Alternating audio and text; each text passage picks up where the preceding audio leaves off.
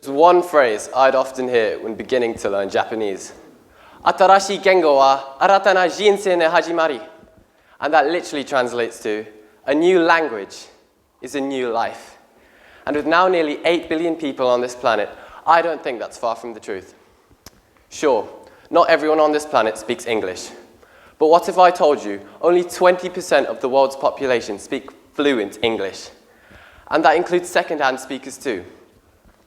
Cool, not everyone speaks English, but why should I care is what some of you might be saying. And to that I'd say, you should care, because that's a total of 80% of potentially amazing people you're missing out of speaking to, because you hold a language barrier. The same barrier I broke 7 months ago when I met a Chinese girl that got on my bus stop every morning. And although we saw each other every day, we would never speak. But that all changed one day, where the bus was late, and I grew tired of listening to the rain splash on top of the bus of the roof shelter. So I decided to write some characters I learned in Mandarin enrichment.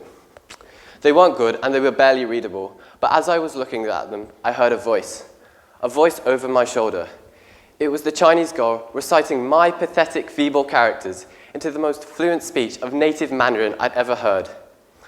And from that day on, she would greet me with "Jiaoan," which means good morning, and when my bus came, she would say, "Zaijian."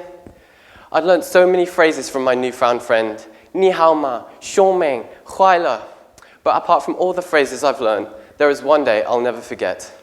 One day, on Chinese New Year, the girl hands me a little red envelope. And as I unravel it, there's a £10 note. And instead of saying thank you, I said, "Xie xie," because Nelson Mandela once said, if you speak to a man in a language he understands, it will go to his head. But if you speak to a man in his own language, it will go to his heart. Thank you.